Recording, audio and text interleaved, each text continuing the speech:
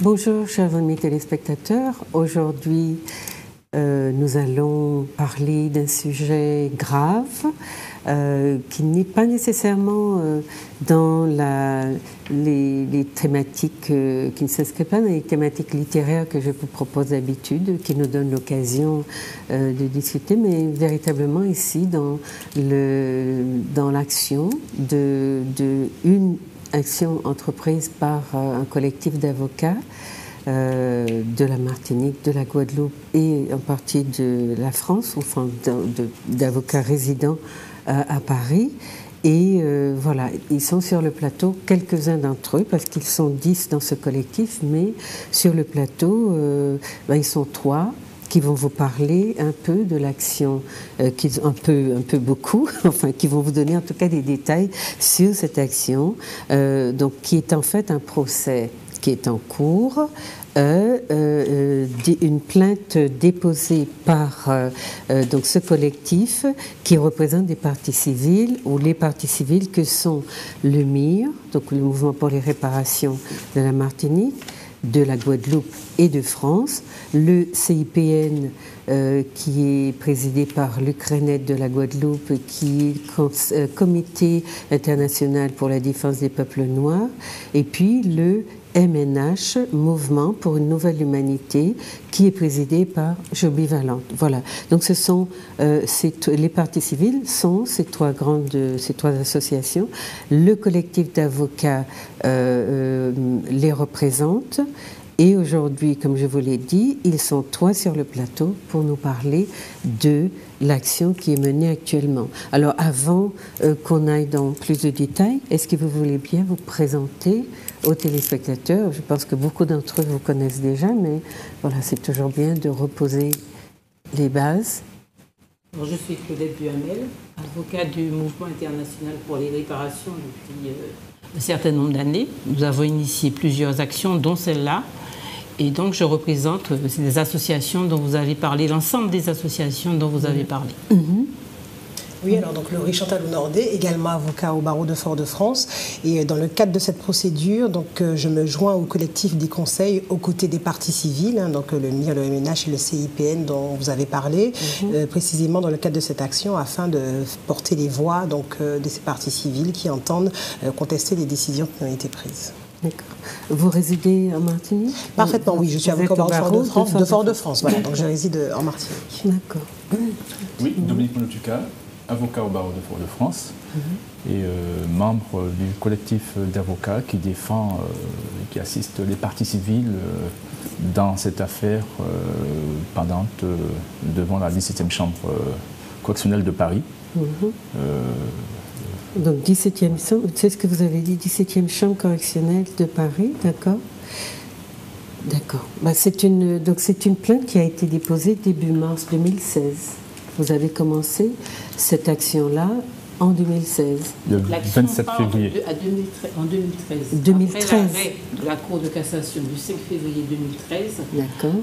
Nous avons été outrés par une telle décision qui nous classait carrément hors de l'humanité. Et une plainte a été déposée par le MIR Martinique et le MNH contre les 8 magistrats de la Cour de cassation qui avaient rendu cette décision dont on va parler au cours de ce débat, qui avait rendu cette décision particulièrement discriminante et grave et dangereuse. Donc ça a d'abord été cette plainte et par la suite, 3 ans après, nous avons cité ces magistrats devant le tribunal correctionnel, comme vous disait Dominique, la 17e chambre, afin qu'ils répondent des faits de discrimination à raison de l'ethnie, la race, etc.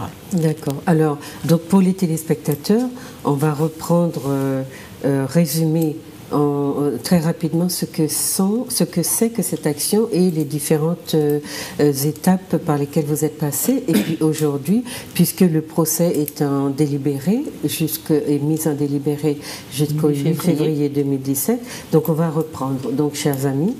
Oui, alors, un petit résumé. Alors, d'abord, une précision. Donc, tu disais tout à l'heure, tu as évoqué préciser le nom du président du CIPN. En fait, c'est plus l'Ukrainette, c'est Jacqueline Jacqueret. Ah, c'est Jacqueline Jacqueret, Voilà, pardon. qui est présidente en fait du CIPN. Du CIPN, d'accord. Tout à fait. Alors, un petit résumé en fait de cette histoire. Nous sommes en 2009, en février 2009, et comme nous le savons, les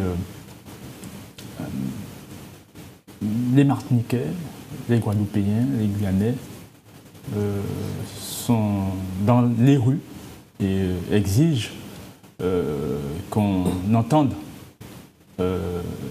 leur souffrance, que les institutions entendent leur souffrance et entendent aussi leur décision de combattre ce que nous appelons, et nous partageons ce concept, la profitation. C'est-à-dire, en définitive, eh bien,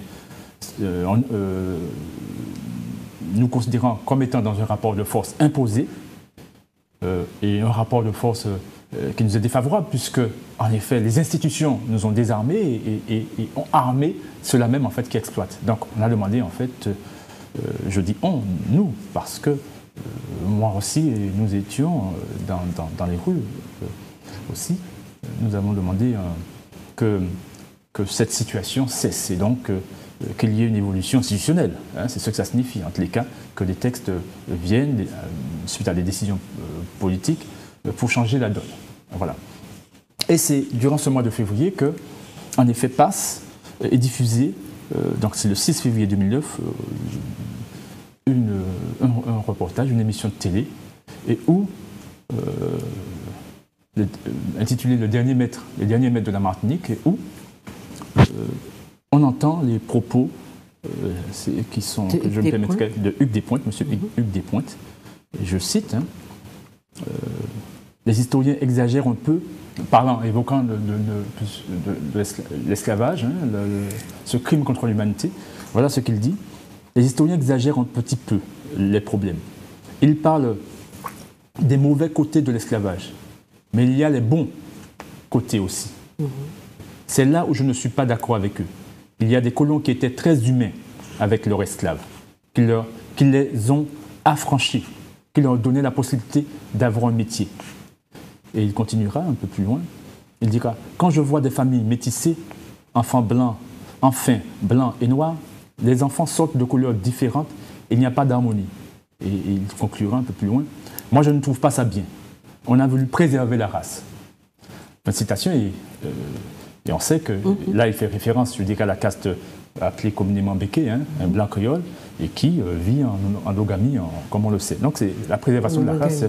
Alors, pour les téléspectateurs qui ne connaissent pas la vidéo, vous tapez sur YouTube Les derniers maîtres de la Martinique et vous pourrez revisionner cette vidéo et entendre de vos propres oreilles, de par vous-même, les propos tenus. Alors, à ce stade, bien entendu, je dirais, les descendants de ces personnes, de ces êtres humains qui ont été mis en esclavage et qui savent et qui ont pleinement conscience qu'il s'agit d'un crime contre l'humanité, qui ont compris la portée discriminante et apologétique en fait des propos de M. Hugues Despointes, se sont mobilisés et ont porté plainte. Et finalement, M. Hugues Despointes va se retrouver devant le tribunal correctionnel de Fort-de-France et sera condamné au titre d'apologie de crimes contre l'humanité et se fondant notamment sur la loi du 21 mai 2001 qui reconnaît l'esclavage et la traite comme étant un crime contre l'humanité. Voilà. Et donc, condamné en première instance devant le tribunal correctionnel, ce monsieur fera appel.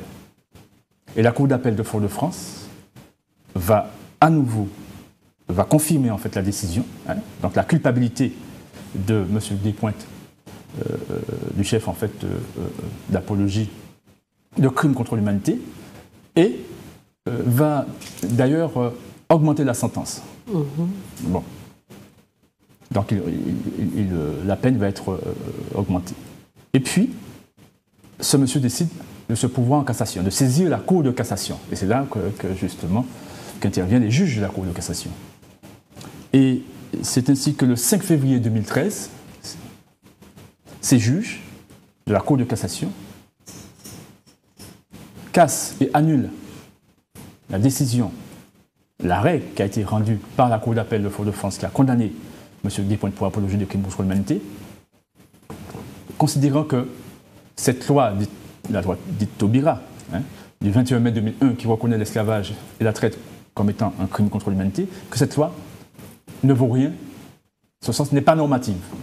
Et par conséquent, je dirais relax, on considère qu'en fait on ne peut pas poursuivre M. Hugues Despointes en se fondant sur le fait, sur cette loi du 21 mai 2001, et bien entendu, pas de condamnation de M. Hugues Despointes pénalement, et ce qui implique évidemment pour les victimes, pas de réparation. Donc il y a ces deux pendants-là. Alors est-ce que, pour aider les téléspectateurs à bien saisir le rôle, l'influence des différentes cours, est-ce que vous pourrez dire très vite, parce qu'il est condamné, il y a plainte qui est portée contre lui pour apologie, pour crime contre l'humanité. Ensuite, il fait appel, donc c'est la cour d'appel. Voilà, il conteste en fait cette première décision. Il conteste sa première décision, mais la cour d'appel renforce. Donc la première cour, quel était son nom? Le tribunal correctionnel. Correctionnel. Donc tribunal correctionnel, il est condamné, voilà. Il fait appel, il va à devant la cour d'appel, voilà. Qui renforce même la sanction. Absolument. Et il décide d'aller à la cour de cassation, devant la cour de cassation. Alors qu'est-ce que c'est que cette cour-là? Pourquoi elle a une telle importance? C'est la cour qui sanctionne le droit, qui dit si le droit a été correctement dit. D'accord. C'est une cour qui ne juge pas les faits. La loi, la Cour de cassation a eu à examiner si la loi Taubira, qui servait de fondement aux poursuites contre M. Hugues Despointes, était applicable ou pas. C'est ce qu'ils ont estimé devoir dire. Et ils ont dit que c'est une loi qui était une coquille vide, qui n'avait pas de portée normative et qu'on ne pouvait, sur la base de cette loi, attraire quelqu'un qui avait dit des propos de ce type, des propos faisant l'apologie de l'esclavage, on ne pouvait pas l'attraire devant une juridiction. D'accord. Et donc c'est la première fois qu'on entend une chose, que la loi Taubira, en tout cas, apparaît, comme alors qu'on s'était beaucoup réjoui, que tout le monde avait crié au progrès, etc., et que la France, la grande France, avait reconnu l'esclavage, et là, tout d'un coup, pouf, ça devient une coquille vide. C'était inédit, parce qu'il y avait des décisions, inédit, c'est bien ça. Il y avait des décisions qui avaient été rendues sur la base de la loi Taubira déjà, et qui permettait notamment d'obtenir un certain nombre de choses par des associations. Donc c'était pour la première fois que la Cour de cassation intervenait sur l'appréciation de cette loi, et la Cour de cassation est intervenue pour dire simplement que la loi, en tant que telle, n'est pas une loi. Parce que la loi, on dit souvent, on utilise comme synonyme une norme. La loi est une norme. Quand on fait une loi, c'est qu'on la met dans le corpus juridique et qu'en tant que loi, elle a vocation à s'appliquer et avoir des effets. Donc, quand la Cour de cassation a prononcé cette décision, elle a décidé que, sur la base de cette loi, nous ne pouvions pas saisir de juridiction quand la mémoire de nos ancêtres était attaquée, quand nous-mêmes étions attaqués, par exemple, quelqu'un comme M. Hugues Despointes se permettait de dire bon, l'esclavage, c'était une bonne chose. Alors que nous savons bien que, s'agissant d'autres personnes qui ont été victimes d'autres crimes contre l'humanité, et pour ne pas les nommer la communauté juive, elle a une loi Guesso qui lui permet, et que la Cour de cassation n'a jamais contesté cette loi. Qui a toujours été donc ce sont des magistrats. Donc il y avait une discrimination très nette. C'est ça. Donc ce sont des magistrats qui ont décidé de s'émanciper de tout le cadre juridique. De créer une nouvelle loi. Et de créer une nouvelle loi. Un type de loi, à savoir une loi non normative, une loi non-loi. C'est ça, une loi. Donc c'est une espèce de chose. Est-ce que nos compatriotes comprennent bien ce dont ils sont privés par ce type de comportement? Mais c'était gravissime. De décision. Est-ce qu'ils comprennent que finalement, les progrès qu'on a fait dans la reconnaissance du crime qui était l'esclavage, du crime contre l'humanité, est-ce qu'ils comprennent que là, bon, vous parlez de ce jugement-là, mais nous avons aussi en France d'autres manigances ou manipulations qui se mènent, comme la création d'un autre genre de commémoration de l'abolition, qui est le 23 mai, qui n'a pas non plus ou qui est dans ce qu'expliquait notamment une historienne qui est Mme Cortiès, qui détricote en fait la date mémorielle qui était fixée au 10 mai et qui, théoriquement, prenait en compte la situation de l'ensemble des territoires, enfin, entre guillemets, d'outre-mer, qui étaient concernés par cette problématique et qui faisait que la France s'était investie dans la reconnaissance de ce crime contre l'humanité. Donc finalement, dans ce que vous nous dites là, dont vous nous faites part, il y a un certain nombre d'initiatives qui sont prises presque assez librement, je veux dire, détachées du tronc, enfin du droit et de ses applications, et des gens qui décident que cela mérite qu'on leur applique les lois et que d'autres, les lois qui les concernent sont devenues des espèces d'objets creux qui n'ont aucune portée normative. C'est ça? Oui. Voilà. On nous excluait du droit à réparation, c'est ce qu'a dit Dominique. C'est ça. Non, je le disais pour nos téléspectateurs, pour qu'ils comprennent ces débats-là, puisque l'objectif que vous poursuiviez en présentant cette situation, c'était bien que vos compatriotes et la société civile comprennent les enjeux d'un tel débat et comprennent aussi le jeu qui se mène entre les différentes cours et le savoir qu'ont les dominants, ou en tout cas ceux qui utilisent ces cours-là, l'espace juridique, le savoir qu'ils ont, les capacités qu'ils ont de faire recours et de rebondir sans arrêt, jusqu'à ce qu'ils échappent à la loi complètement.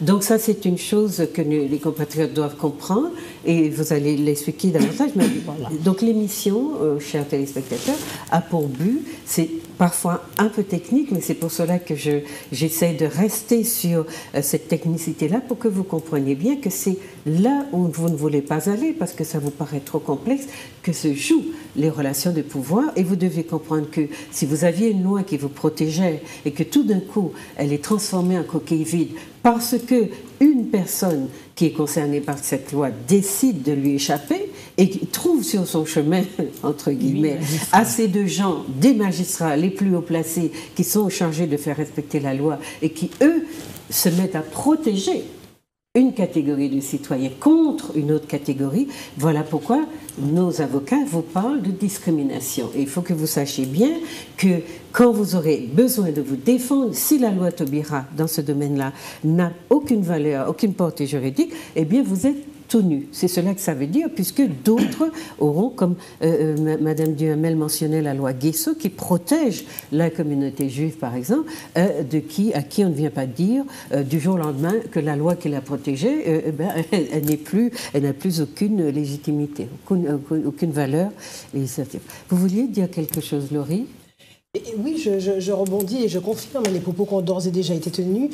Vous indiquiez que certains ont pris l'initiative de façon libre. Alors, ils ont cru pouvoir le faire puisque la présente action démontre qu'ils ne peuvent pas le faire aussi librement que cela, puisque précisément le but, en tout cas, en tout état de cause, ils ont essayé de le faire, mais le but notamment donc, de cette procédure est de bien faire savoir que le stratagème, évidemment, est vu et qu'il ne saurait donc avoir de suite comme ça, dans le silence le plus complet et dans l'impunité la plus complète. Donc il s'agit effectivement de provoquer une procédure parce qu'il a fallu faire ce qui s'appelle la citation directe, donc saisir. Les parties civiles ont dû de leur propre initiative faire un acte pour saisir une juridiction. Et ce n'est pas anodin quand même que des magistrats de la Cour de cassation se retrouvent devant une juridiction pénale. Je crois bien que ça doit être la première fois de leur vie. Mais en tout état de cause, le but est de leur faire savoir que le procédé a été vu et que précisément c'est un barbarisme juridique. C'est-à-dire que nous sommes au plus haut niveau du droit, puisque comme ma consoeur Claudette Duhamel l'indiquait, la Cour de cassation est quand même juge du droit. Ce n'est pas un troisième degré de juridiction, elle juge le droit, donc elle fait autorité.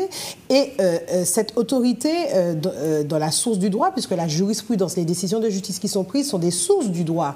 Donc ça peut faire jurisprudence, vient vous dire, et vient par un barbarisme juridique expliquer qu'une loi n'est pas une loi. Alors bon, on est sur les bases, les caractères élémentaires du droit constitutionnel. Quand on est étudiant en droit, on vous apprend ce que c'est que la loi. La loi est par définition normative. C'est antinomique, ça n'a pas de sens de dire qu'une loi n'a pas de valeur normative. Alors, ce serait une valeur symbolique, ce serait un symbole. On n'est pas là pour faire des symboles au Parlement. Mais les 7 magistrats qui prennent cette décision, ils savent véritablement qu'ils contreviennent à quelque chose d'institué à la loi, justement, qui a cette valeur automatiquement normative. Donc, qu'est-ce qui s'est joué? C'est bien parce que les personnes qui sont en cause n'ont pas assez d'importance, n'ont pas assez de défenseurs, ou qu'est-ce que c'est? Parce que nous, à la limite, on est très fiers que des avocats viennent dénoncer les contraventions au doigt. Mais nous avons dans beaucoup d'autres domaines de notre fonctionnement où ces contraventions-là existent et où nos spécialistes, dans les domaines concernés, ne prennent pas position.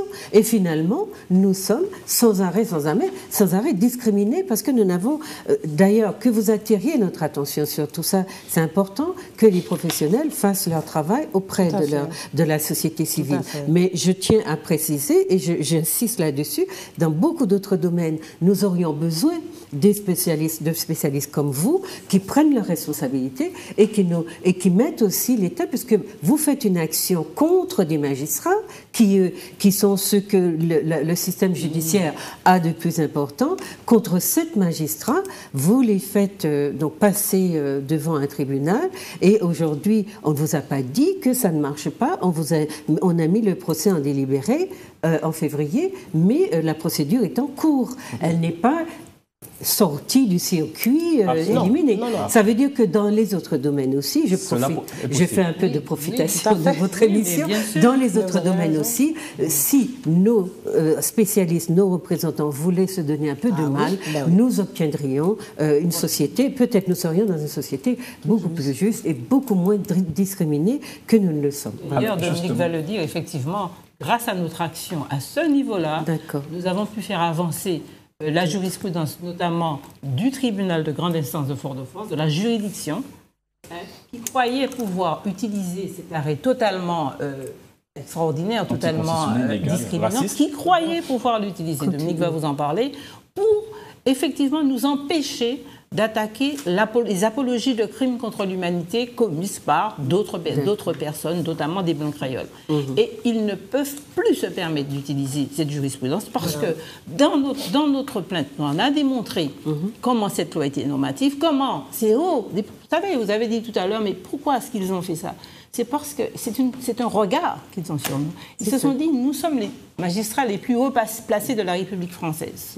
Que peuvent contre nous un peuple qui est encore dominé? C'est vrai, il faut le reconnaître. D'ailleurs, ce peuple en France, en 2009, disait sa souffrance et qui continue de souffrir. Que peuvent ces gens contre nous? Nous sommes installés. Si bien que, Laurie vous le disait, personne n'aurait pensé qu'on aurait dit, vous êtes peut-être au plus haut niveau, mais vous avez violé la loi. Bien sûr, mais Maître Duhamel, ils ont l'habitude de voir les nôtres se taire. Vous êtes les premiers.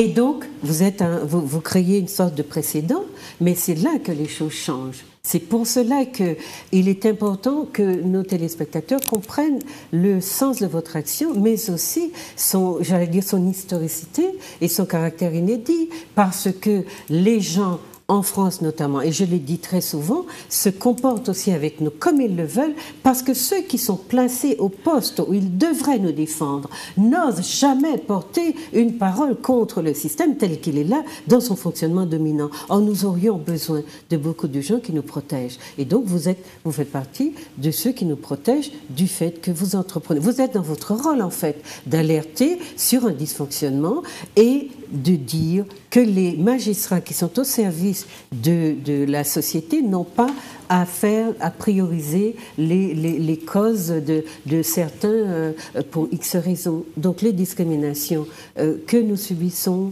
de manière beaucoup plus subtile que vous ne le croyez, parce que on n'a pas cette habitude de protéger la population contre certaines actions qui sont décidées de là-bas. Voilà, ça c'est un exemple. Il y a d'autres exemples dans le temps, parce que c'est pas les magistrats ne sont pas à leur première tentative. Vous avez connu quand ils se sont permis de faire un faux criminel contre moi. La procédure, je l'ai menée jusqu'au bout, cette procédure. Et si vous voyez le résultat, on voit bien que l'État français, que les hauts magistrats, même s'ils n'ont pas poursuivi ces personnes qui étaient manifestement coupables, ont quand même utilisé des moyens totalement indignes. Et ça, il va falloir aussi en parler, aller plus loin, parce que ce n'est pas... Là, on a fait cette action. On ne dit pas on va gagner, on va gagner. On sait à qui on a affaire. On sait que l'appareil judiciaire, il ne faut pas se faire d'illusions, va utiliser tous les moyens pour blanchir ces gens qui se sont permis de faire ça. Mais on sait aussi qu'ils savent aussi que nous les regardons, que nous sommes là, que nous sommes effectivement, et pas seulement que nous, il y a nous, mais il y a beaucoup de confrères aussi. Oui, vous êtes un collectif il y a beaucoup de confrères, avocats. Et de plus en plus, parce que c'est le combat pour la dignité et pour le respect. Et puis le refus de l'injustice. Voilà, le respect du peuple, le respect de nous-mêmes, de notre dignité. Mais vous parlez de cette, d'un collectif. Hein. On a bien dit que vous êtes une dizaine, que vous êtes 3 sur le plateau, mais vous représentez aussi vos autres confrères et vous êtes dans cette démarche-là, dans quelque chose d'assez unitaire. Vous avez plaidé ensemble ? Vous étiez, quand vous avez plaidé ? Oui, alors j'aimerais parce que là on est revenir sur le fond, parce qu'il faut bien comprendre. Vous parlez du rôle de l'État, hein ? Parce qu'avec les lois mémorielles, l'État joue. Nous sommes sans arrêt discriminés. Hein. Ce sont tes propos tout à l'heure. En fait, tu expliquais en effet comment en fait la chose est systématique. Absolument. Voilà, est systématisée. Et il faut comprendre pourquoi la chose est systématisée. Parce que c'est pas par hasard que cela est possible. Et tout à l'heure, j'ai lu M. Hugues Despointes dans ses propos et qui disait, je reprends, il y a des colons qui étaient très humains avec leurs esclaves, ils les ont affranchis. Voilà, ils les ont affranchis. Et comme si, en fait, être un affranchi, statut prévu par le Code noir, est un statut, en fait, qui nous restitue notre humanité, qui nous valorise. Alors que le statut d'affranchi dans le Code noir, et là, c'est le juriste, en fait, qui parle, nous le savons très bien, c'est un statut qui dénie l'humanité des personnes, en fait, mises en esclavage. On ne cesse pas d'être le meuble de voilà. Donc, le statut d'affranchi est un statut qui nie l'humanité. C'est pas un statut qui, en fait, où, en effet, il y a les supérieurs, il y a les maîtres et puis les inférieurs. Donc, le statut d'affranchi. Alors, donc, c'est là qu'il faut qu'on comprenne bien, parce que on rentre dans l'histoire pour comprendre, en fait, pourquoi nous sommes dans cette situation-là aujourd'hui. Eh bien, nous sortons, en fait,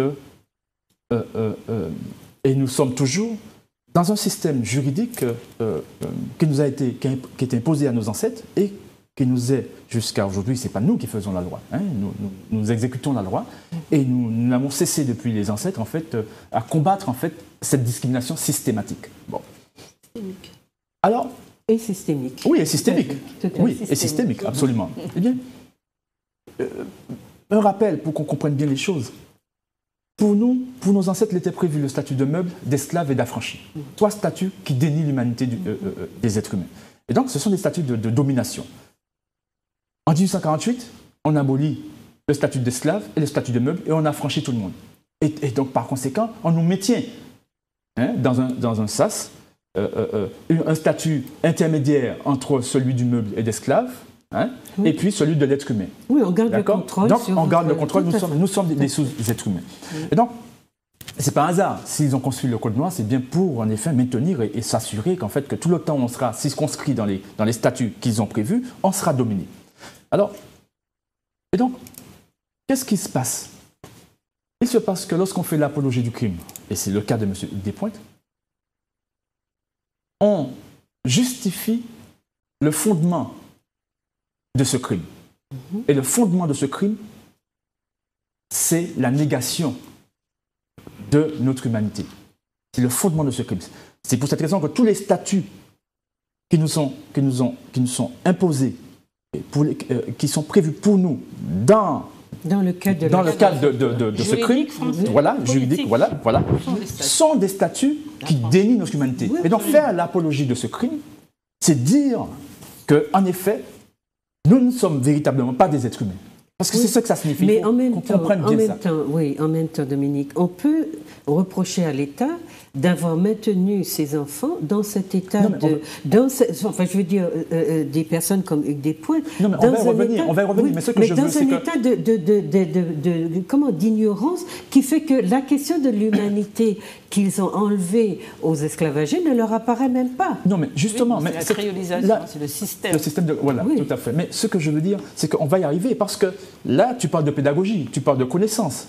Tu parles précisément, on maintient le dominant dans sa structure mentale. Le dominant, mais oui, aussi, comme le dominé. Et le dominant, lui, comme il en profite, lui, il est à l'aise et il continue. Alors, pour revenir en fait justement à ça, à cette négation de l'humanité, faire l'apologie du crime, c'est faire, c'est justifier, dire substantiellement qu'en effet, nous sommes des êtres d'une nature inférieure à l'humanité et par conséquent, eh bien, c'est une bonne chose et c'est pour cette raison que nous affranchir, c'est une bonne chose. C'est pour cette raison que le crime est une bonne chose, finalement, parce qu'il faut bien comprendre ça, ça veut dire que cet ordre n'est pas en contradiction avec la nature des choses, avec la vérité. Voilà. Mais ce n'est pas cette loi que M. Sarkozy a essayé de faire passer en parlant des effets positifs de la colonisation. Ça revient à ça, en 2005. Mais c'est bien pour ça qu'on est dans un système. Voilà, on entendu ce qu'a dit M. Fillon récemment. Exactement. C'est toujours le partage. Mais je voudrais continuer. Non, mais ça recadre. Oui, bien sûr, mais après, on a maintes exemples. Mais ce que je voudrais, c'est qu'on comprenne bien, parce qu'on parle de système, comment ça s'articule. Comment ça se maintient. Voilà. Et donc, aujourd'hui, je disais en fait que, en effet, nous parlons de crime contre l'humanité, nous parlons d'apologie de crime contre l'humanité. Et l'apologie renvoie, je le répète, à justifier que le fondement du système qui nie notre humanité est un fondement juste, parce que précisément, eh bien, nous sommes des êtres d'une nature inférieure à la nature humaine. Pour que les téléspectateurs comprennent bien, en droit, c'est quoi un être humain? Et pour comprendre, en fait, pour arriver jusqu'au juge de la Cour de cassation, pour bien comprendre, en fait, la portée et le cynisme, et je dirais même la méchanceté, parce qu'on sait qu'on fait du mal à des millions de personnes. Et on souhaite faire du mal à ces millions. Qui n'ont pas de pouvoir, donc on dit on peut y aller. La voie est libre. La voie est libre, on n'a pas de pouvoir. Ils ont cru. Ils nous ont tellement formatés que le formatage a réussi. Mais nous n'allons pas réagir. Voilà. Alors, donc, l'être humain en droit, le droit qui nous régit, composé de 3 intégrités. L'intégrité auxquelles ils ont droit. Voilà, en tant qu'être humain, ces intégrités doivent être respectées totalement. L'intégrité physique, l'intégrité psychologique. On ne doit pas venir en fait, physique, me couper le bras, ou psychologique, venir en fait, je dirais, m'insulter, me traumatiser, etc. Voilà. Et puis la 3e intégrité, qui renvoie et qui permet de reconnaître l'être humain, c'est l'intégrité de la dignité humaine. Autrement dit, vous pouvez trouver dans le corpus juridique français, par exemple, eh bien, que l'animal bénéficie des 2 premières intégrités, intégrité physique et intégrité psychologique. Mais autrement dit, si vous traumatisez l'animal du voisin, le voisin peut venir saisir le tribunal contre vous pour acte de barbarie ou autre et être indemnisé. Donc, il faut bien comprendre ça. Et puis la 3e intégrité qui nous permet de nous distinguer des animaux, l'intégrité de la dignité humaine. Et c'est cette intégrité-là qu'ils nous refusent dans le statut d'affranchi, dans le statut de meuble et dans le statut d'esclave. Vous voyez? Et donc, qui fait qu'en effet, eh bien, nous sommes institués comme étant des êtres qui ne sont pas humains. Alors, qu'est-ce qui se passe? Il se passe que, aujourd'hui, c'est là la limite, et c'est en ce sens où notre discernement est déterminant. Là, nous sommes en matière de crime contre l'humanité. Donc, d'apologie de crime contre l'humanité ou de négation de crime contre l'humanité. Ça concerne strictement, principalement, substantiellement, la 3e intégrité, l'intégrité de la nature humaine. Vous comprenez? L'intégrité de la dignité humaine, qui fait que, voilà. Et donc, lorsqu'on a porté plainte contre M. Hugues Despointes, c'est pour dire, en fait, qu'il nie l'intégrité, notre droit au respect à notre intégrité de notre dignité humaine, ce qui fait que nous sommes des êtres humains en droit. Et qu'est-ce qui se passe? Il se passe que Eh bien, on arrive en fait devant le tribunal correctionnel. Eh bien, le tribunal correctionnel dit oui, en effet, vous êtes des êtres humains, donc le droit le prévoit, donc ce monsieur va être sanctionné parce que ce monsieur a bafoué, voilà, il vous a exclu, il prétend vous exclure, vous interdire, il vante, fait l'apologie d'une institution qui retiendrait au maximum les 2 premières intégrités pour nous, et pour lui, il considère comme ça, il n'y a pas de mauvais côté de l'esclavage. Je le cite, rappelez-vous. Il parle voilà. Donc, il considère que, voilà. Donc, nous sommes des meubles. Ces juges disent, non, le droit nous reconnaît pleinement notre humanité, nous sommes des êtres humains, par conséquent, respect de la 3e intégrité, et par conséquent, voilà. Je le dis ainsi pédagogiquement. Appel, la cour d'appel, pareil, dit, en effet, voilà, et sanctionne ce monsieur parce que finalement, augmente la sanction parce qu'il dit, mais attendez, mais c'est si évident que ça, qu'il persiste, mais c'est de la provocation, donc, voilà. Et puis il arrive en fait, voilà ce monsieur qui décide d'aller à la cour de cassation. Et là, comme mes conseillers disaient tout à l'heure, juge du droit qui va voir en fait si le droit est respecté. Et ce juge nous dit, non, en fait, vous n'avez pas ces individus-là qui sont concernés par ce crime contre l'humanité ne bénéficient pas de la 3e intégrité. La loi n'est pas normale. Oui, c'est ce qu'on nous dit. C'est ça que ça veut dire. C'est-à-dire le sens de cette décision traduit. Donc pour les téléspectateurs, exactement. Voilà, le fait qu'on donne raison à ce monsieur fait que au niveau le plus élevé de l'État, enfin dans son système judiciaire, on décide que les bougnoules que nous sommes ne sont pas des êtres humains. Enfin, en tout cas, on nous a amputé de cette dimension qui fait l'homme, essentiel, qui fait l'homme. Et donc nous sommes toujours les objets de la grande nation. Voilà. Donc, autrement dit, voilà. Mais on va revenir sur on a bien compris en fait que et c'est sciemment. Je veux dire qu'en fait, c'est en connaissance de cause. Imagine des gens qui sont là. Et puis qui décident... Non, ce sont des rapports de force. On est dans des rapports de force. Mais ce rapport de force pourrait bien en fait utiliser la force pour réaliser la justice. Mais ce rapport de force, c'est le contraire. C'est-à-dire qu'en fait, prétend soumettre et maintenir soumis des millions d'êtres humains en les excluant institutionnellement par le droit. Comme étant des êtres humains. Parce que c'est ça en réalité, sciemment. Je veux dire qu'en fait... Mais j'ai envie d'aller un peu plus loin pour vous dire, dans mon travail de sociologue, etc., c'est pour ça que je dis qu'on est en permanence discriminé, l'homme noir sur la planète, c'est vraiment quelqu'un dont on dispose, dont on fait ce qu'on veut de son existence propre. Et quand il faut, soi-disant, lui appliquer les règles de droit qui sont applicables à tous les citoyens, dans toutes les sociétés où ils vivent, ces citoyens-là, eh bien, on les ampute de je ne sais quelle quantité, pour quelle raison, etc.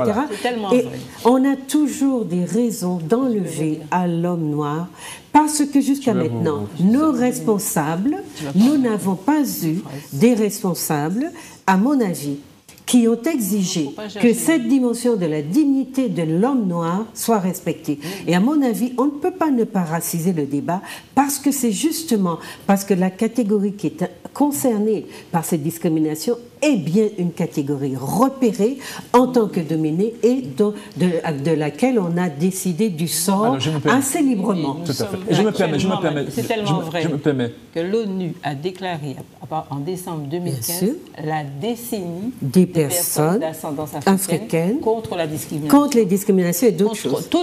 C'est-à-dire que ce problème-là, ce dont on parle, ils en sont pleinement conscient et il s'est délibéré. Absolument. C'est totalement délibéré. Et c'est partout dans le monde occidental. Chercher les responsables, moi je pense que c'est un problème beaucoup plus ardu et que c'est vrai, c'est facile à dire, nous n'avons pas eu des personnes qui nous ont assez défendus. Moi je ne crois pas.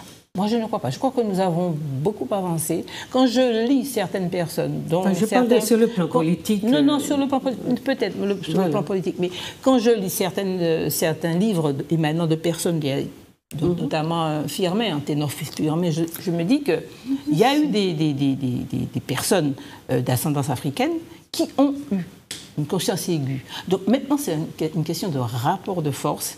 Et puis, c'est une question aussi de domination. on voit très bien que la domination est du côté. C'est une domination qui est là. C'est une domination qui s'est traduite. Qui est raciale, qui est économique. Oui, qui est raciale, qui est économique. Il ne faut pas raciser. Parce que justement, la domination s'est fondée, elle s'est nourrie, et elle continue de se nourrir de ce faux postulat de hiérarchisation des races, de création de races. Mais elle existe. C'est une création destinée à nous maintenir dans cet état. Et il ne faut pas qu'on marche dans la même voie de raciser ce genre de Mais les victimes, je finis. Les victimes du racisme sont repérées, existent en tant que telles, et c'est très souvent une catégorie plutôt qu'une autre. Ce que je voulais dire, quand je dis, je ne parle pas des grandes personnalités qui ont pris la défense et qui ont écrit des choses fantastiques, je parle dans les représentations que nous avons actuellement, dans les comités d'histoire, dans les tentatives de fondation, de créer de représentations mémorielles, dans le monde politique, où nous avons de nos élus qui vont voter à l'Assemblée des lois qui ne nous font aucun bien. Je parle de cette catégorie de représentants, d'accord? Et il est vrai qu'on aurait obtenu beaucoup plus de protection de nos populations si ces catégories qui sont représentés au gouvernement ou ailleurs, prenaient la défense aussi des intérêts de leur population locale. Mais je rebondis sur ce point, parce que je vois que vous regrettez à deux reprises le manque d'initiative préalablement, puisque vous indiquez que c'est une forme de précédent et que vous indiquez que si plus de personnes avaient pris ce genre d'initiative dans plusieurs domaines d'ailleurs, puisque là on voit bien qu'il y a une procédure initiée qui est encore en cours, on en serait plus, ce serait bien mieux et on en serait arrivé à des résultats donc dans d'autres domaines et préalablement. Moi, je répondrais simplement et en toute transparence qu'il ne faut pas se leurrer. Il faut faire preuve de certain courage pour pouvoir s'attaquer à des institutions telles que celle-ci, à certaines formes de pouvoir.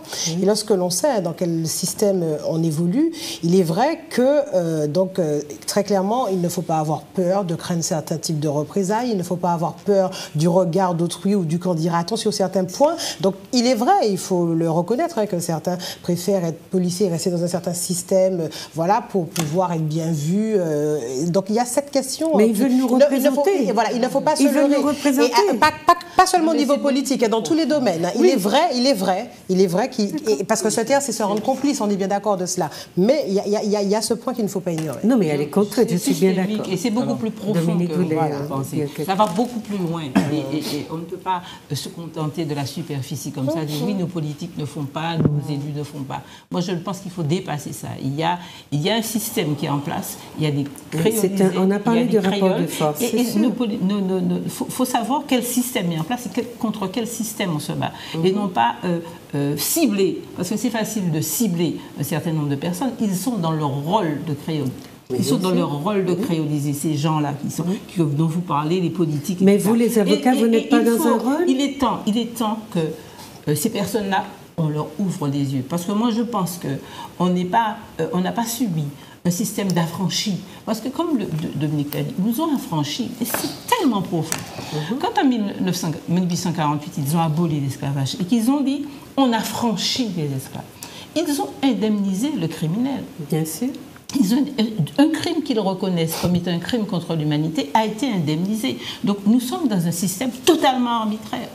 Totalement arbitraire. Et qui ne peut survivre que par si vous voulez, grâce à l'aide d'une philosophie, d'une organisation systémique qui fait que pour en sortir, il faut avoir quelques personnes, des gens qui sont suffisamment éveillés. Vous le mettez en face de ces contradictions. Je ne dis pas qu'il faut... En face de ces contradictions. Vous le mettez là, en face de ces contradictions. Et ce qui va faire que ces contradictions, qui vont faire s'effondrer l'échafaudage, viendraient de plus en plus de voix et de secteurs de la société. Oui. Or, c'est ce que je dis. Je ne dis pas que les gens ne sont pas créolisés, etc. Je dis que vous êtes aussi décréolisés d'une certaine façon.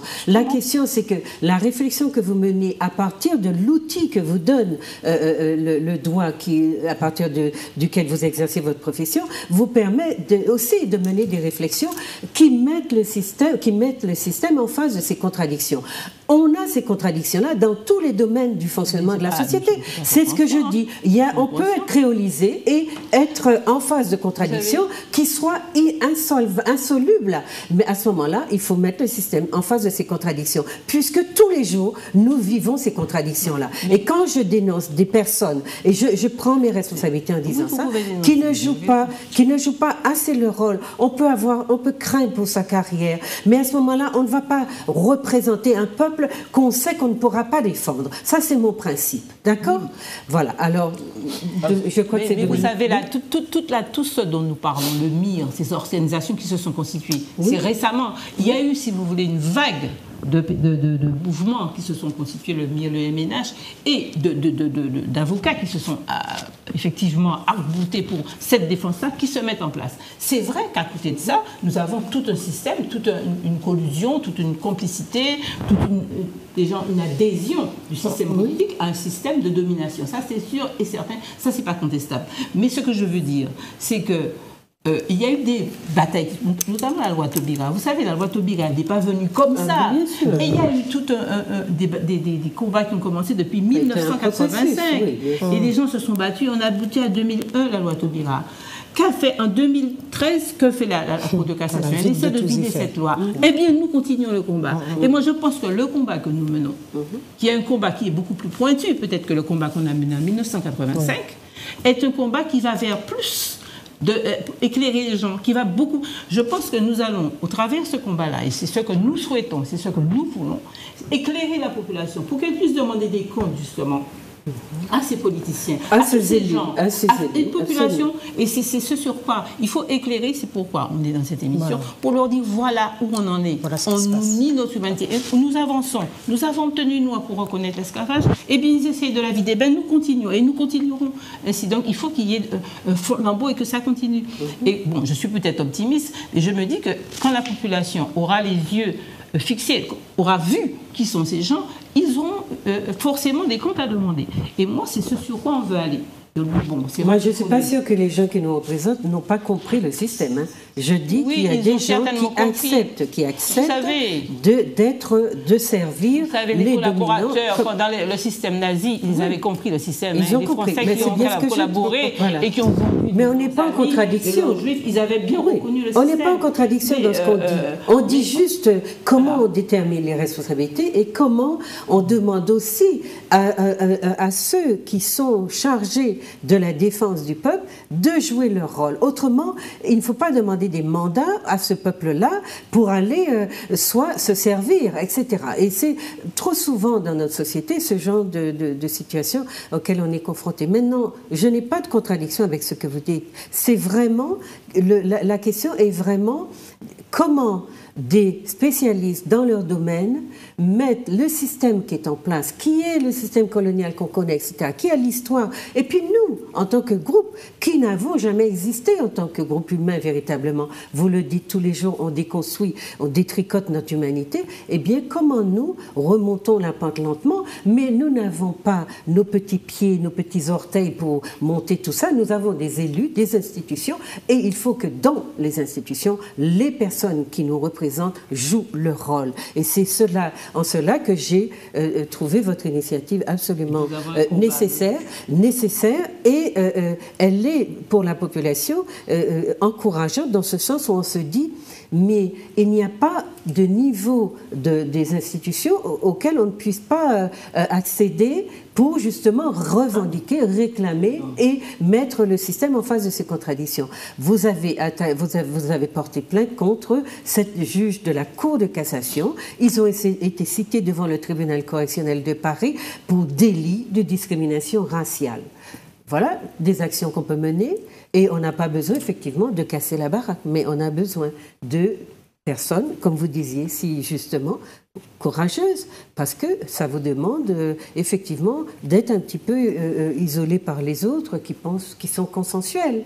Et vous n'êtes pas forcément dans ce mouvement-là, mais voilà, c'est tout à fait... Alors, c'est très important, le débat, substantiellement, ce que l'échange là implique. Nous ne pouvons pas être consensuels au sujet de ce dont on parle là. Il s'agit de notre humanité. On ne peut pas être consensuel. Je veux dire, en fait, nous sommes des êtres humains et nous sommes des êtres humains et ce n'est pas négociable. Et c'est ce que, en fait, nous n'avons pas suffisamment compris. Et c'est ce qui fait que, par exemple, eh bien, je reviens à 1848, il y a Victor Schœlcher et nos historiens ont eu une lecture en fait de cette époque qui valorise Victor Schœlcher, mais ils n'ont rien compris. Et je le dis pour les historiens qui ont écrit là-dessus, ils n'ont rien compris. Pourquoi ils n'ont rien compris? En raison précisément qu'ils ont été colonisés, c'est-à-dire qu'ils ont adopté les goûts et les habitudes du colon, qui dit la parole et la parole elle est vraie. Or, ils désignent ces individus comme étant des colons, et en même temps, cette parole elle est vraie, mais il y a une dichotomie, il y a une contradiction totale. Pour nous, en fait, la chose est claire. Il n'y a pas de vérité dans la bouche du colon. Autrement dit, lorsque Victor Schœlcher arrive... Des intérêts. Non, il dit que des intérêts, il n'y a pas de vérité. Le colon impose un rapport de force. Et donc, lorsque Victor Schœlcher, en fait, on nous dit que Victor Schœlcher est venu et nous a libérés, etc., je dis, mais attendez, mais soyez sérieux, allons vers les archives, allons voir ce qui s'est passé vraiment, au lieu de rester dans nos délires là, parce qu'on vous a affranchi. Bien entendu, le statut d'affranchi, après 1848, tout le monde a été affranchi. En tout cas, les esclaves, ceux qui étaient encore esclaves, avec le statut d'esclave, sont été affranchis. Le statut d'affranchi n'est pas un statut d'être humain. Donc lorsque Victor Schœlcher, en fait, nous donne ça, moi, en tant que juriste, je regarde, je dis, mais attendez, mais il me propose la négation de mon humanité. Donc j'essaie de comprendre plus en profondeur. Et qu'est-ce que je découvre? Je découvre en fait que après la révolution de Saint-Domingue qui a donné lieu, qui a abouti à la création en 1844 d'Haïti, qu'est-ce que je découvre? Après ça, l'État français colonial français était en ébullition, il ne savait pas trop quoi faire, parce que l'État français craignait en fait de perdre les colonies. Autrement dit, de ne plus avoir maîtrise sur ces colonies, ne plus être l'État qui régente juridiquement ces colonies, socialement ces colonies, mais que l'État français se retrouve comme Haïti, à savoir les Haïtiens gèrent leur territoire en relation avec... Voilà. Donc, autrement dit, ce n'est pas lui qui faisait le droit. Donc, qu'est-ce qui s'est passé? Je regarde les archives et je constate en fait qu'il y a eu plusieurs rapports de parlementaires français à cette époque en vue d'essayer de trouver comment faire la meilleure des solutions pour pouvoir en fait garder la colonie, parce que, eh bien, l'exemple d'Haïti, de ces êtres humains qui avaient été mis en esclavage et leur révolte, eh bien, cet exemple-là avait contribué à un réveil, à un discernement plus large, plus important chez les Noirs qui étaient esclavagés, en fait, y compris dans les colonies françaises. Et qu'est-ce qui se passe? Plusieurs rapports. Et qu'est-ce qu'ils disent? Substantiellement, qu'attention, si on ne veut pas perdre les colonies, comme on l'a perdu là, s'agissant d'Haïti, eh bien, il vaut mieux qu'on affranchisse. En affranchissant, on gardera les colonies. On gardera les colonies, et ils le disent dans leurs archives, qu'en fait, que ces gens-là, nous, les ancêtres à cette époque, ne sachant pas c'est quoi être affranchi, ils pensent qu'avoir la liberté, ils ne l'auront pas, et nous allons garder la colonie. Et Victor Schœlcher lui-même, dans ses rapports, en fait, dans un rapport en fait, qu'il a fait à l'État français, en tant que justement envoyé de l'État français, c'est le sous-secrétaire d'État du ministère des colonies. Donc le gars, il est garant en fait de la richesse coloniale française. Donc la France n'allait pas mettre Victor Schœlcher à la tête de son patrimoine le plus cher, le plus important. Donc Victor Schœlcher revient et écrit son rapport, et qu'est-ce qu'il dit substantiellement aux parlementaires, à l'État français? On a intérêt à franchir, sinon on perdra, et Haïti est là pour nous donner l'exemple, si on ne veut pas perdre la colonie, et il dit qu'il faut négocier la liberté avec ces êtres humains-là, avec ces hommes-là, avec ces nègres-là. Il faut négocier en fait notre liberté. La négociation, c'est quoi? Vous aurez un peu plus de liberté, mais vous restez en fait dans le statut d'affranchi, vous regardez, vous serez, etc. Et c'est ça, et les ignorants je dirais, de la perfidie, de la manipulation, eh bien, les gens ont accepté le statut d'affranchi. Et très rapidement, il suffit d'aller voir les archives, ils constateront qu'en fait, ils se sont fait avoir. Et à ce moment-là, voilà. Contre les soi-disant libres, voilà. Encore pire que pendant l'esclavage. Voilà. Et tellement, en fait, que nous savions, nos aînés de l'époque savaient qu'en fait, qu'il s'agissait encore du Code noir qui était appliqué, que nous trouvons des documents de revendication des Noirs, en fait, à la tête des conseils généraux, que ce soit de Guadeloupe ou de Martinique notamment, qui revendiquent en fait le respect du statut d'affranchi, en évoquant le code noir. Je veux dire qu'en fait, les choses sont très claires. Nous sommes encore dans le code noir. Et donc, un code qui n'est pas abrogé. Non, il n'est pas abrogé, mais surtout, et je le répète et j'insiste là-dessus, surtout lorsque ce monsieur nous parle, en fait, nous parle de statut d'affranchi, et lorsque nous nous trouvons, parce qu'il faut comprendre ce qui se passe, ce que nous vivons là, lorsque nous nous trouvons en fait dans une situation où, en effet, parce que pour la première fois, je dirais, l'État français est confronté, à travers ses institutions judiciaires notamment, est confronté à la troisième intégrité, nous concernant, l'intégrité de la dignité humaine. Et donc, dire, est-ce que, en fait, voilà, eh bien, qu'est-ce qu'on constate? On constate que l'État français veut garder un statu quo. Parce que jusqu'à présent, on n'est pas réparé en tant qu'être humain, on n'est pas institué en tant qu'être humain. L'État nous a dit, pas question de réparation. Tout à fait. Non, je veux juste terminer pour dire, en fait, que ça signifie, il faut qu'on comprenne bien ça, que l'État français refuse qu'on soit institué et traité comme étant des êtres humains. C'est ce que ça veut dire en droit. Et ça, il faut qu'on le comprenne. Mais est-ce que, moi, ce que je voudrais dire aux téléspectateurs, vous voyez, si on avait, quand on analyse la situation du point de vue du droit, eh bien, on se rend compte j'allais dire, de toutes les déficiences qui sont dans lesquelles nous naviguons, parce que notre humanité n'est pas respectée, mais aussi parce que nous-mêmes, nous vivons effectivement dans une société comme des êtres sociologiques. On dit, voilà, on est dans les derniers portables, dans les dernières machines à laver, je ne sais quoi. On est dans des préoccupations de citoyens du monde, et on a l'impression que, comme vous le disiez si bien, monsieur Monotuka, que les gens sont, on est libre, on vit, on n'a pas de contraintes, on n'a pas à se soucier de quelle qualité d'être humain nous sommes, si nous sommes des êtres humains. En réalité, ce que vos actions nous montrent, c'est que nous sommes la propriété des autres. Et nous sommes loin d'être la nôtre, et que les autres agissent assez librement avec la complicité de certains des nôtres pour nous maintenir dans ce statut de propriété des autres. Absolument. Et la difficulté de s'instituer, eh bien, elle vient justement de là. Vous ne vous appartenez pas, c'est l'autre qui vous dit. C'est un petit peu le sort du franc CFA. C'est la France qui dit aux Africains, voilà la monnaie que vous méritez. Et si vous voulez commercer avec un tel, eh bien, vous devez passer par moi et les dividendes, c'est moi. C'est dans ma bourse qu'elle tombe.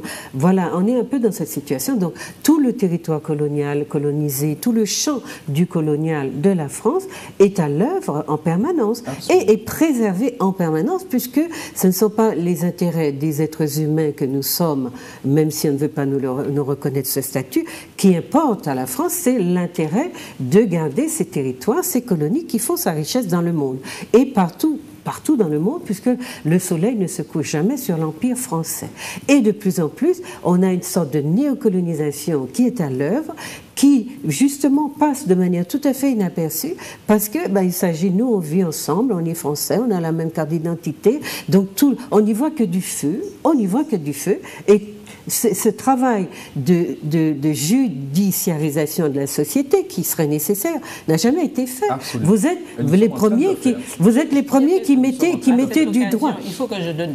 Attends, je finis. Vous êtes les premiers qui mettaient du droit, j'allais dire, dans un fonctionnement qui a toujours été un petit peu intuitif, informel, sociologisé, c'est-à-dire, il faut vivre au quotidien, mais le droit nous replace dans l'exactitude de la position que nous sommes. C'est comme si on avait une boussole qui nous disait exactement, qui nous désignait exactement par une aiguille bien pointue où nous nous situons. Alors, la sociologie aide à comprendre la société, mais nous pouvons justement passer à côté de nous-mêmes en croyant que nous vivons dans une société qui est nous et qui nous a institués en tant qu'hommes. Et c'est le droit qui nous dit, donc, par les débats que vous amenez dans le public, il faut que le public comprenne l'importance du rôle que vous avez à jouer, vous, des hommes, des femmes de droit, pour justement que nous repartions à la conquête de cette... Parce que nous avons arrêté de nous battre pour notre identité,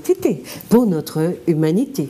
Voilà, c'est ça. Il faut apporter une précision très importante à cette affaire-là. Cet arrêt intervient à un moment donné où une action est pendante devant le tribunal de grande instance où le MIR demande réparation. Et à ce titre, le MIR demande, sur le fondement de la loi Taubira, la réparation et... Le MIR est plein d'autres individus.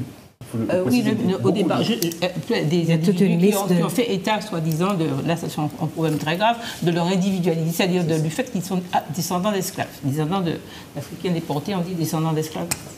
Donc, il y a ce procès qui est en cours, et l'État français, le système judiciaire qui saisit, le tribunal de grande instance qui saisit, doit rendre une décision sur la base de la loi Taubira. Intervient cet arrêt de la Cour de cassation. Que dit cet arrêt? Que l'action que nous avons menée en vue des réparations de tout un peuple, ça va être effectivement, cette jurisprudence va permettre au tribunal de nous dégoûter totalement, de rejeter, puisque la loi est censée ne pas exister, n'avoir pas de portée. C'est une loi particulière, on en a déjà parlé, mais il y avait déjà cette arrière-pensée, non seulement de ne pas reconnaître notre dignité, et ça on en a discuté, mais surtout de réduire à néant tout l'effort, tout ce que nous avons demandé au titre de la réparation. D'accord. Donc, on n'a pas de dignité, donc on n'est pas réparé. C'était clair, hein, on n'est pas des êtres humains, donc on n'a pas à être réparé. Et c'est pour ça que l'action des juristes a été importante. À partir du moment où on a eu cet arrêt qui effectivement nous mettait hors humanité, on s'est tout de suite réunis entre qui nous remettait hors humanité. Qui nous mettait hors humanité. Justement, je me permets juste de préciser ça. Non.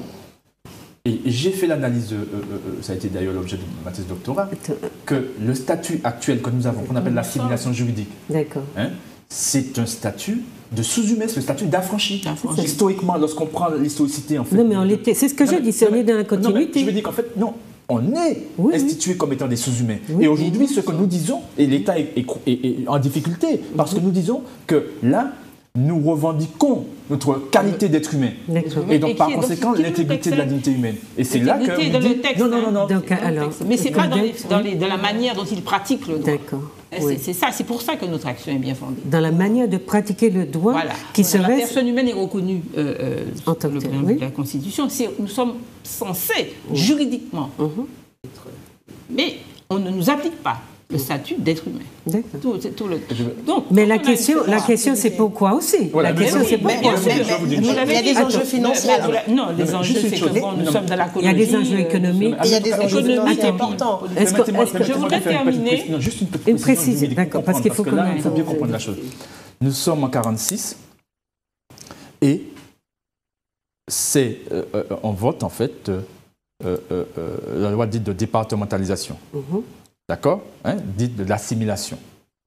Bon, pour nous, la loi dite de l'assimilation, c'est en fait l'État français qui prend l'engagement de respecter le statut d'affranchi. C'est ça, d'accord, c'est la même chose. Nous sommes là en 1946, parce que c'est ce que ça signifie. Et c'est pour cette raison que Aimé Césaire, justement, trouvant ça humiliant, puisqu'il avait compris la substance, il voyait bien qu'en fait, voilà, il a créé un néologisme, au lieu de dire la loi de l'assimilation, pour dire la départementalisation. Donc, c'est pas par hasard. Donc, c'est ça, c'est le statut de sous-humain, en fait, que l'État français s'engage à respecter. Bon. Mais en parallèle, qu'est-ce qui se passe? C'est que pour les Occidentaux, pour les Blancs, suite au crime commis par le nazisme, eh bien, l'État français va élaborer le concept de personne humaine, va intégrer le concept de personne humaine dans sa constitution. Mais ça lui est difficile, sur le plan formel, de ne pas nous y intégrer, tout en nous donnant un statut de sous-humain, le statut d'affranchi, le statut de l'assimilation. Il y a littéralement écrit que nous sommes des êtres humains, si je puis dire, la personne humaine, mais en même temps, donc il y a mais il y a le cadre républicain. Il y a le cadre républicain. Il faut comprendre. Je veux terminer. Mais comme en fait nous sommes conditionnés, parce que nous répondons à nos conditionnements. Il suffit de prendre les débats de nos aînés à l'époque, de nos politiques. On constate que voilà. Et donc ils sont pris dans ce carcan-là. Ils n'osent pas en fait revendiquer leur humanité pleinement parce qu'ils considèrent en fait qu'ils ne peuvent avoir que ça. Et donc qu'est-ce qui va se passer? Eh bien, il va se passer que la personne humaine va être pleinement appliquée aux Blancs. Et donc, il va être la réparation, par conséquent, pour la Shoah et autre chose, etc. Mais en parallèle, l'action de l'État français vis-à-vis des êtres qui ne sont pas justement des Blancs, sera une action en fait de dénégation de l'humanité. Et c'est pour ça qu'il y a eu les guerres coloniales en Afrique, etc. Et c'est pour ça qu'on parle de discrimination. Voilà. Mais en même temps, il faut c'est important. Mais il y a des gens qui ne veulent pas de la réparation chez nous, qui ont des positions politiques et qui disent qu'un crime ne se répare pas. Ils ne connaissent pas la loi. Ils ne connaissent pas la loi. Voilà. Par essence, le crime ne se répare. C'est que les choses évoluent. C'est que nous avons fait cette action depuis 2005. Intervient cette jurisprudence, cet arrêt de 2013 pour effectivement court-circuiter cette action, parce qu'on nous demande une réparation en demandant un collège d'experts, etc. On nous dit, on va essayer de se fonder sur cet arrêt-là. Mais entre-temps, nous avons déposé plainte et nous avons même poursuivi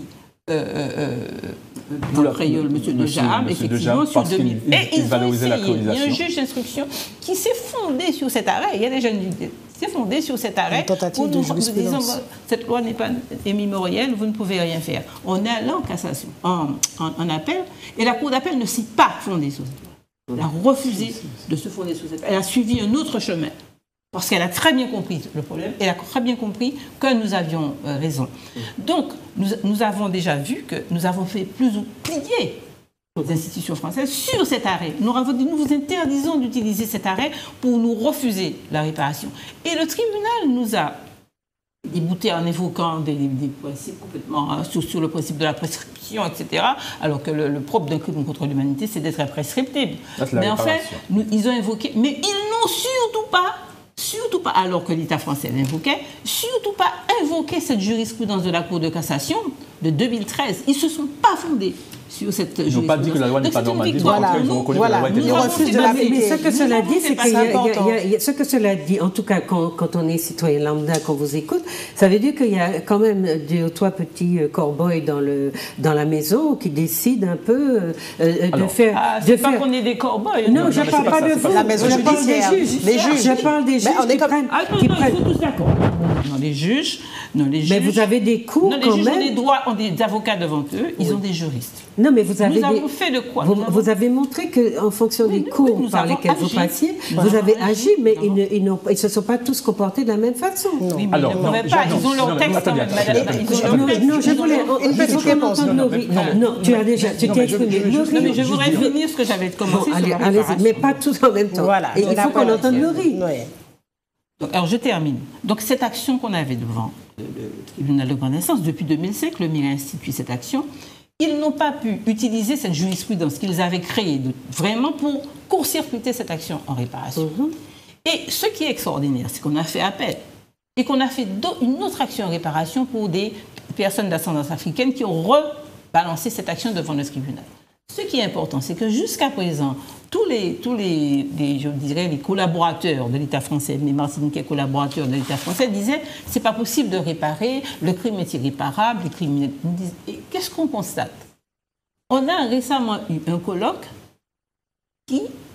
dans lequel on discutait des impacts de l'esclavage psychologique sur la population actuelle. Ce qui veut dire que ce n'est même pas un colloque pour les réparations, c'est simplement les impacts de l'esclavage et de la traite sur ce que nous sommes, sur nous maintenant, reconnaissant ce que nous disions dans l'assignation, des conséquences dramatiques d'esclavage sur la population que nous sommes.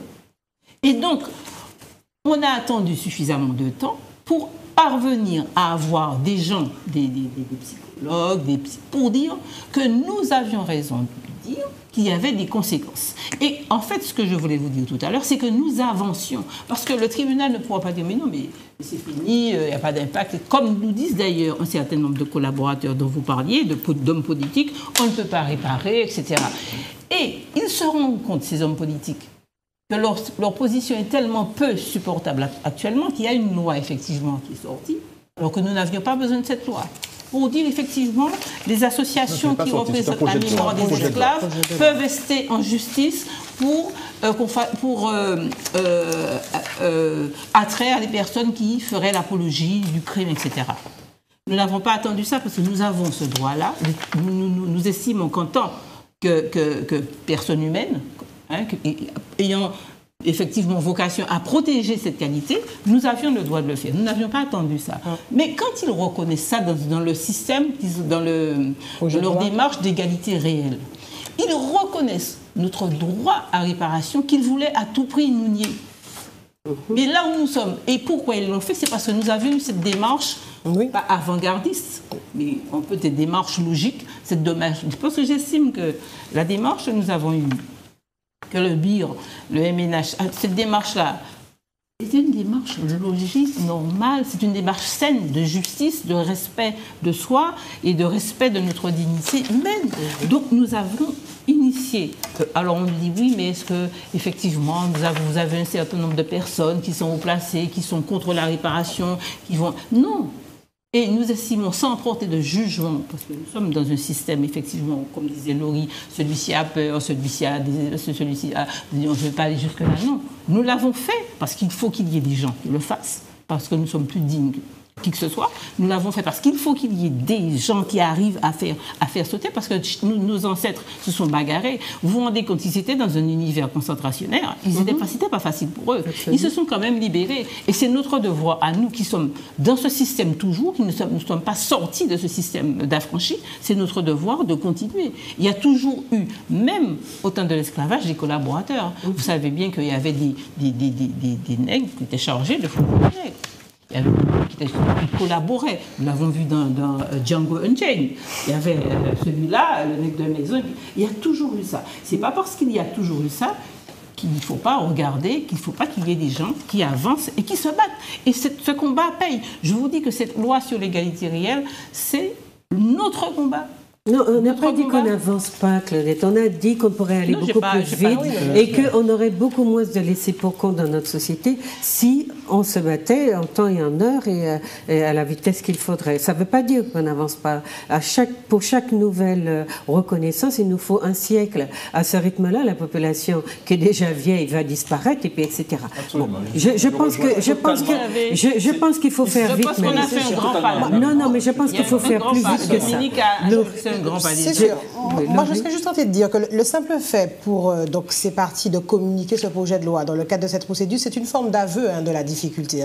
Oui. Simplement, on essaie de détourner, alors qu'on a déjà la loi qui est normative, elle se suffit à elle-même, on n'a pas besoin de renforcer. Donc, ils viennent vous dire, non, celle-ci n'est pas valable, mais tenez, ne vous inquiétez pas, il y a quelque chose sur le feu, c'est un projet de loi. Le fait de le communiquer, c'est une forme d'aveu de la difficulté. Donc, en réalité, c'est... Pour calmer les esprits. Voilà, donc, mais c'est un aveu de la difficulté, en réalité. Donc, ils sont en difficulté en communiquant ce projet dont on n'a pas besoin. Donc le projet, rappelez-le, le projet c'est... Donc vous avez un projet de loi qui permettrait d'agir, voilà, qui reconnaîtrait le droit pour ces associations constituées depuis au moins 5 ans d'agir, voilà, réparer donc il y a un texte plus général. D'ester en justice, voilà, pour l'apologie, alors que l'apologie est déjà reconnue, voilà, donc alors que l'apologie, on pourrait déjà la retenir via la Taubira. Donc le projet n'apporte rien.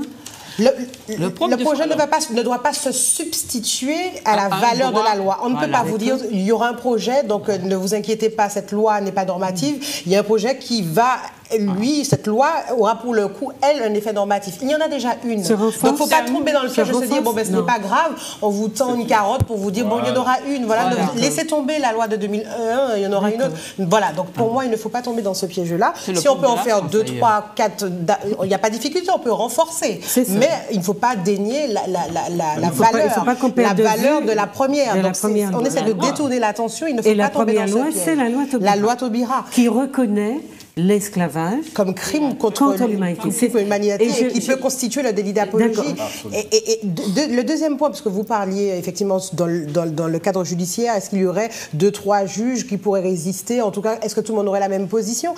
Je vais simplement attirer l'attention sur un point technique qui peut paraître technique, mais qui est très important dans la rédaction de l'arrêt du 5 février 2013.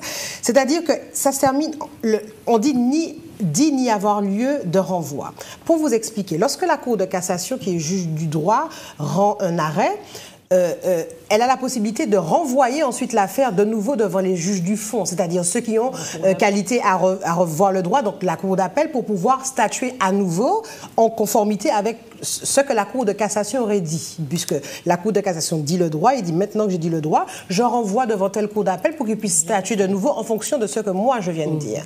Toutefois, malgré ces renvois, il a plus souvent que rarement, les juges de la Cour d'appel résistent. Hein. Ils rendent un arrêt en disant non, nous estimons que nous avions rendu un arrêt conforme à ce qu'est le droit, et résistent, ils ne suivent pas la position de la Cour de cassation. Mais il y a une manière de les contraindre. Il y a une contrainte, mais là, manière de les contraindre. Mais là, qu'est-ce qu'ils font? Ils ne renvoient pas. Donc ça veut dire qu'on coupe l'herbe sous les pieds. Étant conscient de la possibilité pour ces juges du fond de résister et de ne pas suivre le sens qui a été donné par cet arrêt de 2013, et c'est pas anodin techniquement ni avant. Donc on ne renvoie pas pour pouvoir donc interdire et ne pas laisser la possibilité. On ne renvoie pas, c'est qui ont. Donc la Cour de cassation dit bon ben, dans ce cas-là, ben, c'est pas la peine de renvoyer devant le juge du fond. Voilà, donc pour qu'il ne puisse pas avoir, je règle le problème pour qu'il n'ait pas la possibilité de juger différemment comme il pourrait le faire, alors que très souvent on renvoie devant le juge du fond. Donc vraiment c'est pour vous montrer une volonté affirmée de vraiment couper, de s'en tenir là. Mais il y a une volonté aussi là de garder quand même une certaine mainmise sur l'institution pour protéger aussi qui on veut protéger. Voilà, pour des raisons que attendez, vous avez le 31 janvier, vous allez plaider le dossier des réparations au TGI de Fort-de-France. Donc ça, vous continuez cette action-là? Oui. D'accord. Je voulais juste dire aux téléspectateurs que dans la société, le débat sur les réparations existe, il est en cours, il y a beaucoup de contradictions et de difficultés à bien comprendre. Mais si vous voulez comprendre ce problème-là, justement, et pour avoir une base de réflexion solide, eh bien, regardez là, cette question-là, du point de vue du droit.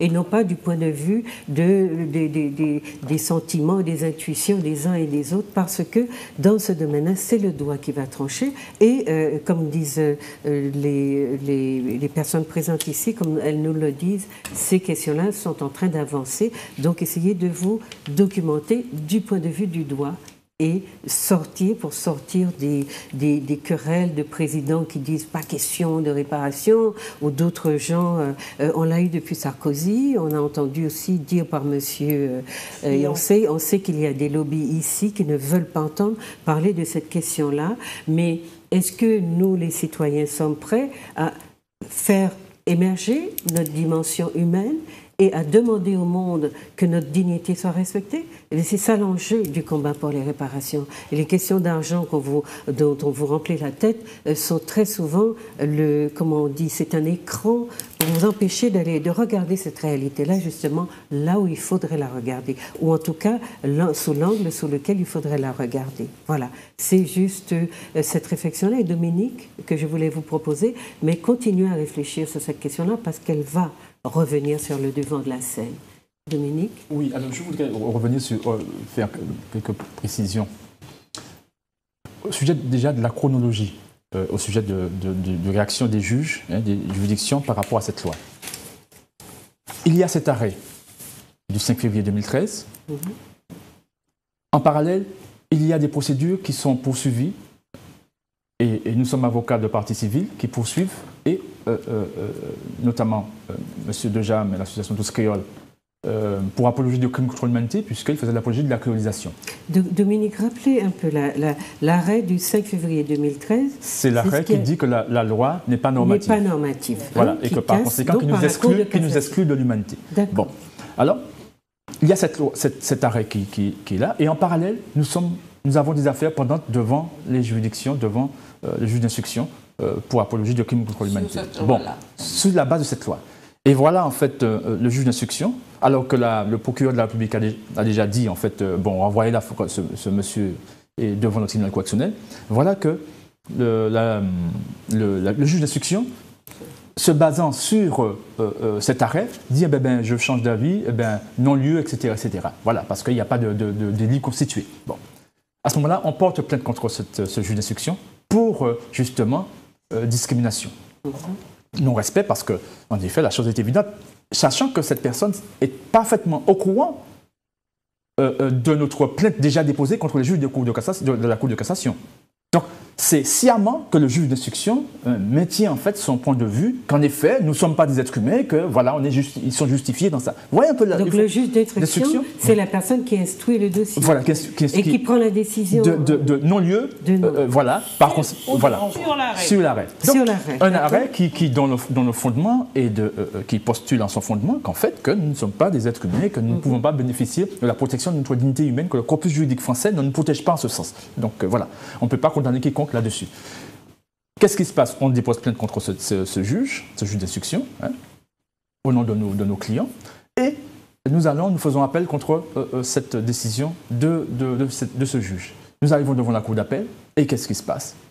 Eh bien, ne voilà-t-il pas en fait que la cour d'appel prétend non seulement se baser sur cet arrêt en disant que cet arrêt est tout à fait valable, l'arrêt du 5 février, mais en plus prétend argumenter pour justifier la colonisation. C'est-à-dire qu'en fait, là, c'est le comble, quoi. Et c'est là qu'en fait, qu'on va arriver à quelque chose de tout à fait immonde. En fait, ils vont parler de souches, etc., ce qui est interdit par le droit international, hein, souches, etc., différentes souches. Des trucs complètement débiles, en fait. Et donc, qu'est-ce qui se passe? On dépose plainte contre ces juges, pareil, voilà. Et on va devant la Cour de cassation. Alors, vous avez bien compris la chose, on arrive devant les mêmes juges, en fait, là-haut. Bon. Et qu'est-ce qui va se passer? Il va se passer qu'en parallèle, il y a une procédure qui est un peu plus longue, puisqu'il y a la réparation devant le tribunal de grande instance, qui est une procédure un peu plus longue, civile, etc., qui est aussi pendant. Et nous avons encore notre procédure pour apologie contre la même personne, M. Dejam. Et cette fois-ci, la juge d'instruction, qui, elle vient d'arriver, elle est là, elle va faire son travail, c'est celle qui a le dossier. Elle se dit, oh là, la chose est constituée, moi je ne me mêle pas, la chose est très claire, la loi est normative. Cette juge-là refuse en fait de se retrouver dans une situation de négation du droit parce que la chose est évidente. Voilà. Et ce monsieur se retrouve devant le tribunal correctionnel. Et à aucun moment, et l'affaire passera devant la cour d'appel aussi, à aucun moment, ces juridictions n'ont dit que la loi n'est pas normative, bien au contraire, elles ont affirmé que cette loi est normative. Autrement dit, nos plaintes et notre réaction a freiné cette action. Mais comment on va faire pour arrêter justement, pour empêcher que cette loi ne subisse ces coups de main? Alors justement, on va y revenir, c'est là où je veux en venir.